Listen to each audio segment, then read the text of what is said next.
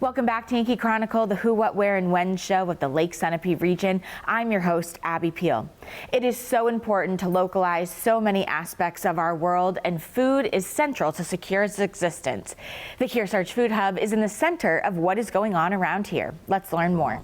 I am the founder and executive director. My name is McKenna. I am the director of the Food Hub program, which is one of the programs under the umbrella of Food Connects, a nonprofit. Our vision is healthy families, thriving farms, and connected communities. And when I think about the distribution work of the Food Hub, those trucks are moving food through the community from the farms to the families and just really connecting all of that, hence the name Food Connects, right? So the founding story of the Food Hub is a group of students were wondering why the elementary school was not buying apples from the orchard a mile up the road. Like the first delivery was a case of apples in the back of a Subaru, classic, right? They couldn't do it through the distribution networks that the school could purchase through. And so someone just was like, fine, we'll do it ourselves. I mean, of course, many things happened in many different ways to get us where we are today, but that really was the first delivery of the Food Hub. You know, now we've got half a dozen trucks and 17,000 square foot warehouse.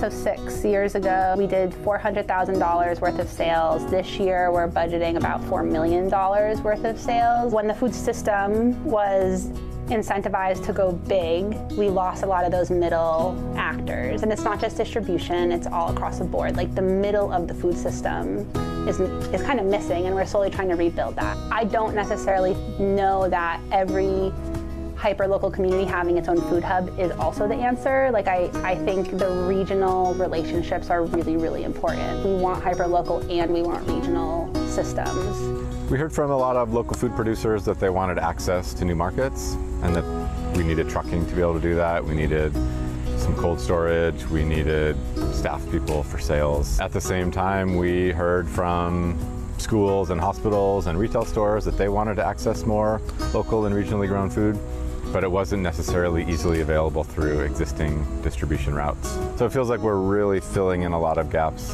within central rural New England. And it's tough though. It's tough work. Distribution's hard work. It really is a challenge.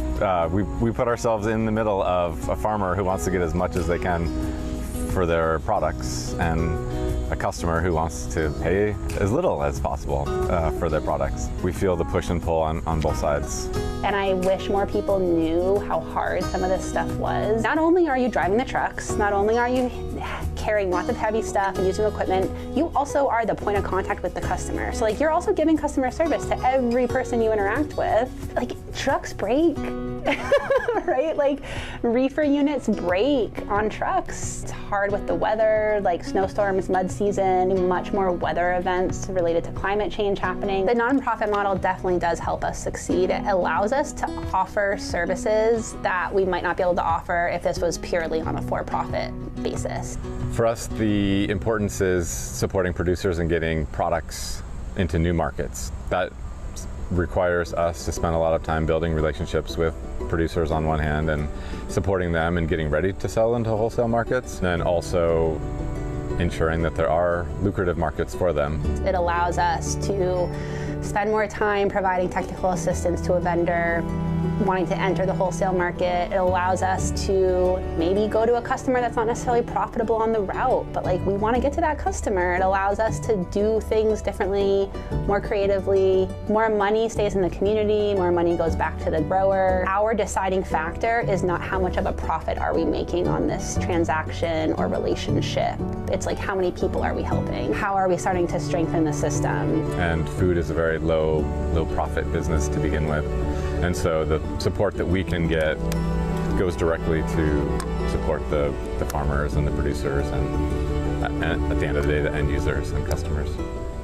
What really drives me to do this work is I see these positive interventions within the food system as benefiting many of the issues and concerns that I have about our communities and our planet. You know, the more we can eat regional food, the better it is for our rural economies, dramatically decreasing our carbon emissions, social benefits of eating fresher and better food, also a lot of value for our education system when kids are eating better foods in schools, and all around just seeing this as the right thing to do for our communities.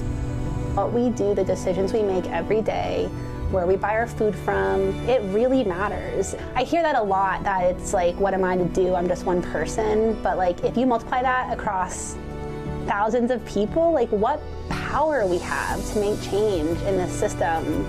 Richard actually always says this, don't let perfect be the enemy of the good. And it's like, cool, like you can't buy everything local, but buy what you can.